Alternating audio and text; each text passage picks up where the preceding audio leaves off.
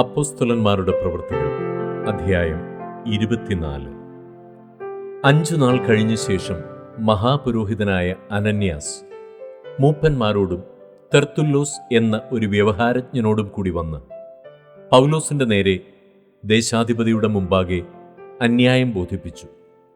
അവനെ വിളിച്ചാറെ തെർത്തുല്ലോസ് അന്യായം വിവരിച്ചു പറഞ്ഞതെന്തെന്നാൽ, രാജശ്രീ ഫേലിക്സേ, നീ മുഖാന്തരം ഞങ്ങൾ വളരെ സമാധാനം അനുഭവിക്കുന്നതും നിന്റെ പരിപാലനത്താൽ ഈ ജാതിക്ക് ഏറിയ ഗുണീകരണങ്ങൾ സാധിച്ചിരിക്കുന്നതും ഞങ്ങളെപ്പോഴും എല്ലായിടത്തും പൂർണ്ണ നന്ദിയോടും കൂടെ അംഗീകരിക്കുന്നു.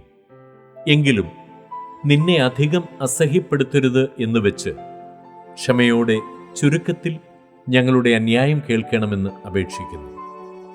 ഈ പുരുഷൻ ഒരു ബാധയും ലോകത്തിലുള്ള സകല യഹൂദന്മാരുടെയും ഇടയിൽ കലഹമുണ്ടാക്കുന്നവനും നസ്രായ മതത്തിന് മുമ്പനും എന്ന് ഞങ്ങൾ കണ്ടിരിക്കുന്നു.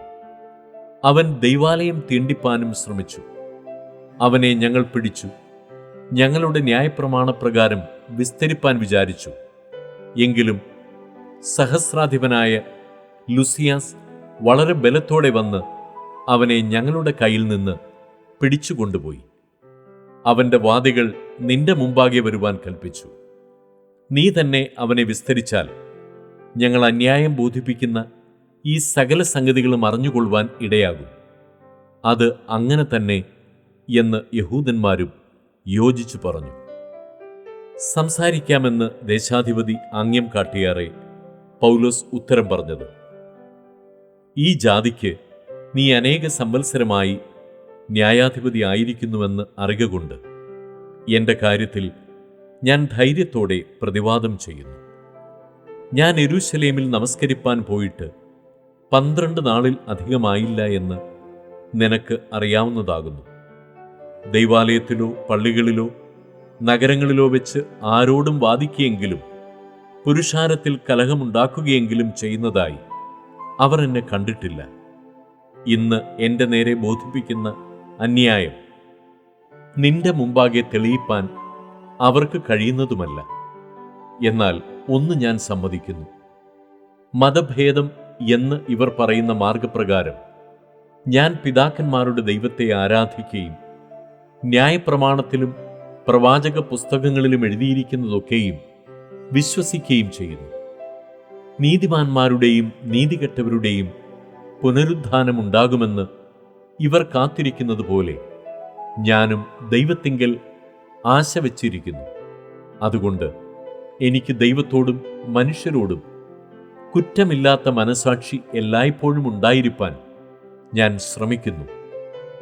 പല സംവത്സരം കൂടിയിട്ട് ഞാൻ എൻ്റെ ജാതിക്കാർക്ക് ധർമ്മം കൊണ്ടുവരുവാനും വഴിപാട് കഴിപ്പാനും വന്നു. അത് അനുഷ്ഠിക്കുമ്പോൾ അവർ എന്നെ ദൈവാലയത്തിൽ വെച്ച് ശുദ്ധീകരണം കഴിഞ്ഞവനായി കണ്ടു. പുരുഷാരത്തോടു കൂടിയല്ല, കലഹത്തോടു കൂടിയുമല്ല. എന്നാൽ ആസ്യക്കാരായ ചില യഹൂദന്മാർ ഉണ്ടായിരുന്നു. അവർക്ക് എൻ്റെ നേരെ അന്യായമുണ്ടെങ്കിൽ നിന്റെ മുമ്പിൽ വന്ന് ബോധിപ്പിക്കേണ്ടതായിരുന്നു.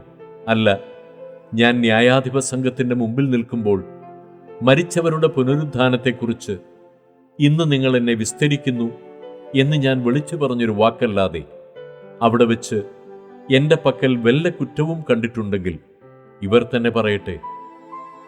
ഫേലിക്സിന് ഈ മാർഗം സംബന്ധിച്ച് സൂക്ഷ്മമായ അറിവ് ഉണ്ടായിരുന്നിട്ടും ലുസിയാസ് സഹസ്രാധിപൻ വരുമ്പോൾ ഞാൻ നിങ്ങളുടെ കാര്യം തീർച്ചപ്പെടുത്തും എന്ന് പറഞ്ഞ് അവധി വെച്ച് ശതാധിപനോട് അവനെ തടവിൽ തന്നെ സൂക്ഷിച്ച് ദയ കാണിപ്പാനും അവൻ്റെ സ്നേഹിതന്മാർ അവന് ശുശ്രൂഷ ചെയ്യുന്നത് വിരോധിക്കാതിരിപ്പാനും കൽപ്പിച്ചു.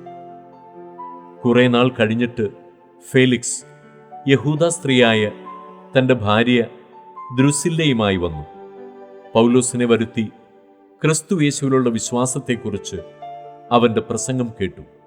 എന്നാൽ അവൻ നീതി, ഇന്ദ്രിയജയം, വരുവാനുള്ള ന്യായവിധി എന്നിവയെക്കുറിച്ച് സംസാരിക്കുമ്പോൾ ഫേലിക്സ് ഭയപരവശനായി. തൽക്കാലം പോകാം, അവസരമുള്ളപ്പോൾ നിന്നെ വിളിപ്പിക്കാമെന്ന് പറഞ്ഞു. പൗലോസ് തനിക്ക് ദ്രവ്യം തരുമെന്ന് ആശിച്ച് പലപ്പോഴും അവനെ വരുത്തി അവനോട് സംഭാഷിച്ചു പോന്നു. 2 ആണ്ട് കഴിഞ്ഞിട്ട് ഫേലിക്സിന് പിൻവാഴിയായി പൊർക്യൂസ് ഫെസ്തോസ് വന്നപ്പോൾ ഫേലിക്സ് യഹൂദന്മാരുടെ പ്രീതി സമ്പാദിക്കണമെന്ന് വെച്ച് പൗലോസിനെ തടവുകാരനായി വിട്ടേച്ചുപോയി.